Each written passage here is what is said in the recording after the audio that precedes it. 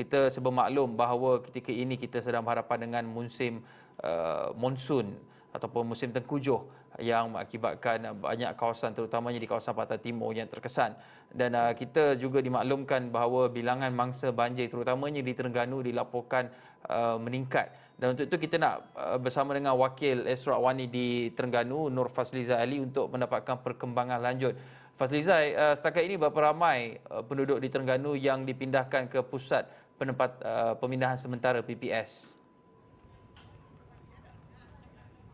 Baik, terima kasih Hakim di Kuala Lumpur. Ketika ini keadaan banjir di Terengganu bertambah buruk, di mana ia bukan sahaja melibatkan peningkatan jumlah mangsa yang mendadak, malahan daerah yang terjejas juga turut meningkat. Di mana jika semalam hanya daerah Dungun dan juga Kemaman telah terjejas, namun kini ianya telah merebak kepada daerah Setiu dan juga Hulu Terengganu.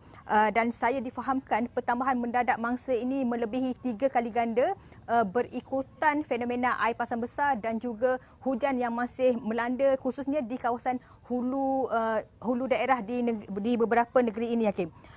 Dan menerusi statistik terkini yang saya peroleh, Hakim, jumlah mangsa terjejas telah mencecah 4,702 orang mangsa.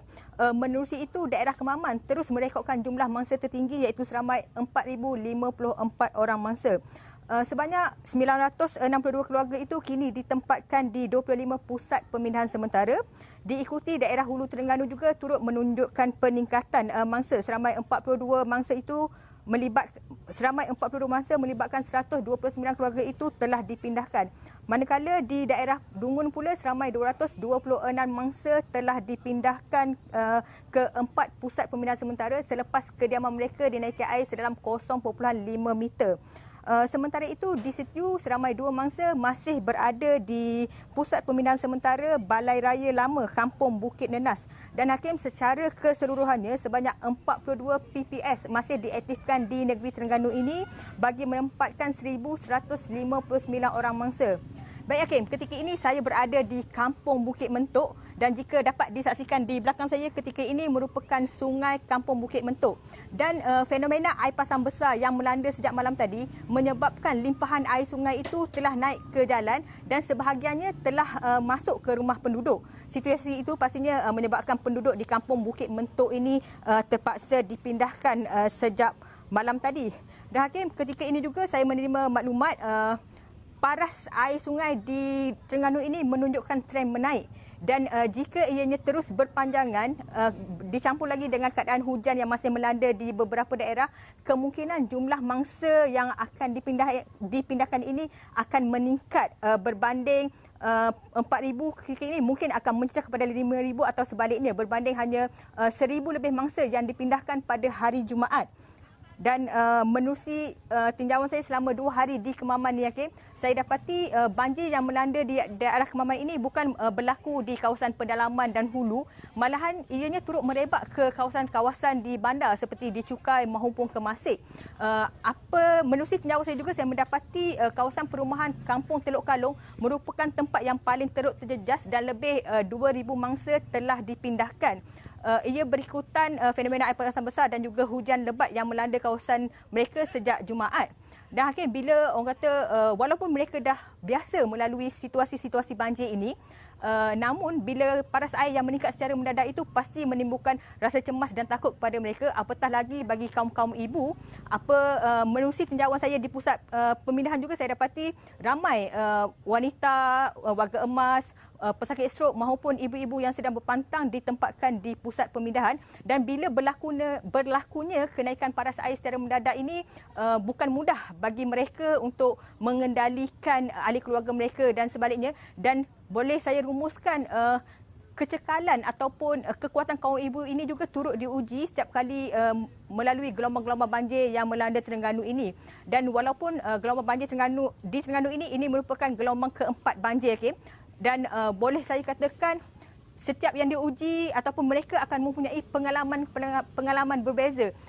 Ia bukan sahaja terpaksa dipindahkan maupun cara kenaikan air yang melimpahi ke rumah mereka juga orang kata agak mengejut, dan mereka sentiasa perlu bersiap sedia setiap masa untuk berpindah. Apatah lagi terpaksa berpindah dengan anak yang masih kecil. Ada anak yang baru berusia 19 hari terpaksa mengharungi air banjir untuk ke pusat pemindahan, Hakim.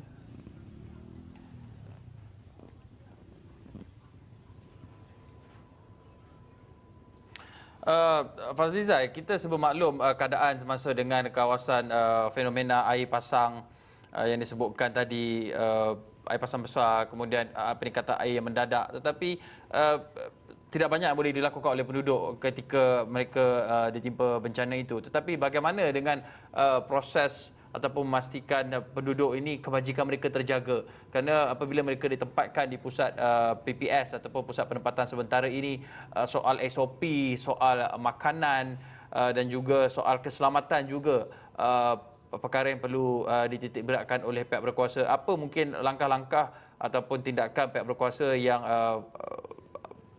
dimaklumkan kepada penduduk ataupun Fazlizai berhubung dengan tindakan membantu mangsa banjir ini? Okey, kita tahu khususnya di negeri di daerah Kemaman ini pernah melalui sejarah hitam, iaitu banjir besar yang melanda pada 2013, dan melalui itu juga orang kata mereka mesti sentiasa bersedia untuk menghadapi bencana banjir. Dan di daerah Kemaman ini juga pernah diiktirafkan standard gold standard melalui banjir pada tahun 2013 itu, di mana cara pasukan keselamatan maupun agensi yang bertugas mengendalikan banjir di kawasan mereka. Dan apa yang boleh saya katakan, Hakim, walaupun gerakan-gerakan yang dilakukan dan taraf yang dicapai gold standard itu masih terus diguna pakai untuk masa-masa banjir khususnya di daerah Kemaman ini. Walaupun ketika ini kita masih berdepan dengan COVID, namun SOP yang dilakukan di pusat-pusat pemindahan itu terus dititik beratkan, dan setiap mangsa yang dipindahkan ke pusat pemindahan perlu menjalani ujian saringan suhu dan diberikan face mask dan sebagainya. Dan jika mereka bergejala ataupun mempunyai simptom batuk dan sebagainya, mereka akan diasingkan daripada mangsa-mangsa yang lain kerana bimbang akan merebak kepada mangsa-mangsa yang lain. Dan dari segi orang kata penugasan agensi penguatkuasaan ataupun keselamatan di negeri ini juga, mereka sentiasa bersiap sedia kerana walaupun sering kali berdepan dengan bencana banjir, namun ada kalanya ada banjir luar jangka yang berlaku ataupun kawasan-kawasan yang tidak diramalkan berlaku banjir dilanda banjir. Dan pastinya mereka sentiasa bersiap sedia dan sentiasa berhubung khususnya dengan wakil-wakil penduduk di kampung ini. Dan bekalan makanan juga setakat ini tidak mempunyai masalah. Dan begitu juga bekalan ubat dan sebaliknya, semua dikatakan memang mencukupi.